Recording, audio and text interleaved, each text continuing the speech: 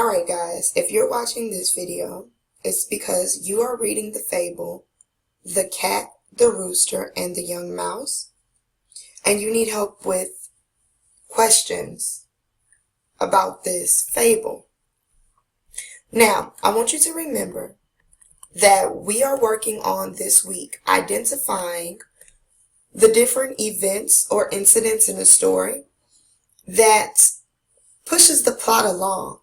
And as we went through with the story map, you learned that the rising action, the climax, and the falling action and the resolution are all different events or incidents in the story, and they all kind of go together or help with the flow of the story.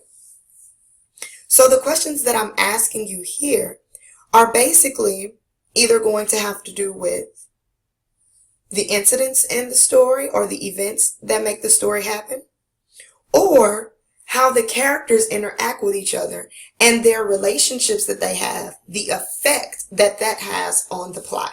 So for example, question number 1 says, why are paragraphs 5 through 7 important in The Cat, the Rooster, and the Young Mouse?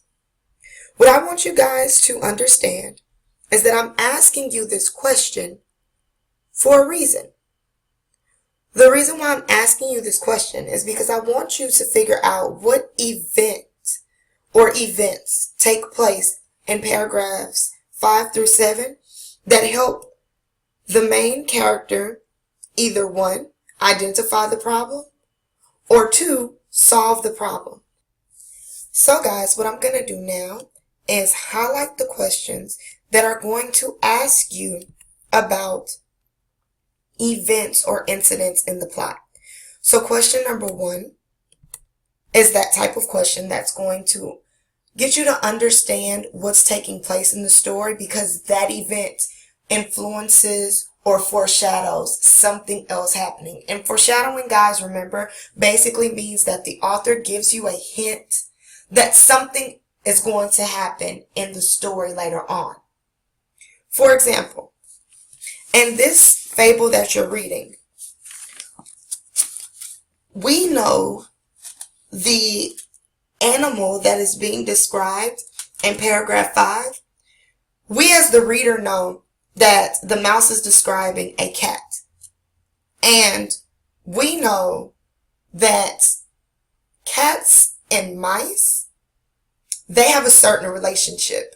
And if you pay attention in science, if Ms. Walls has covered this, the cat is the predator and the mouse is the prey. So as the reader, we can already foreshadow that the mouse was gonna probably be eaten by this cat, okay?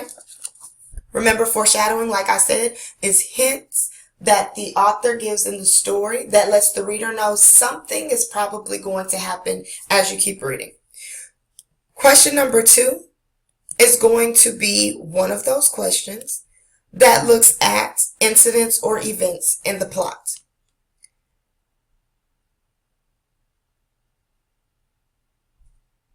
Now, another one is going to be number 5.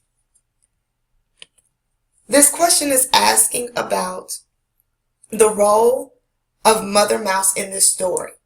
And this question is basically asking you, how did Mother Mouse influence the story, or how did she help or harm the main character? Okay? Now, number 3 and number 4 are going to be highlighted in green, because these are 2 questions that ask you about the relationships between characters in the story. So, number 3 says, what can you tell about Mouse based on the story he tells his mother?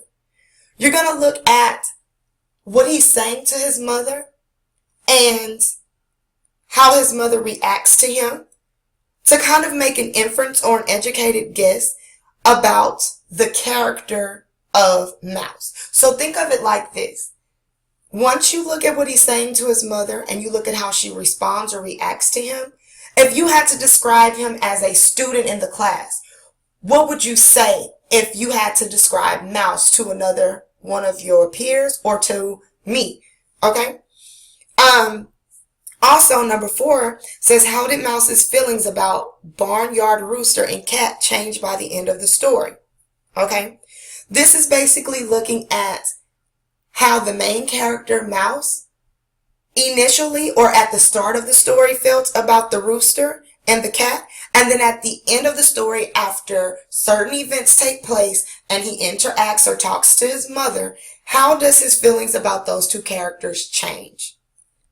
All right, good luck, guys.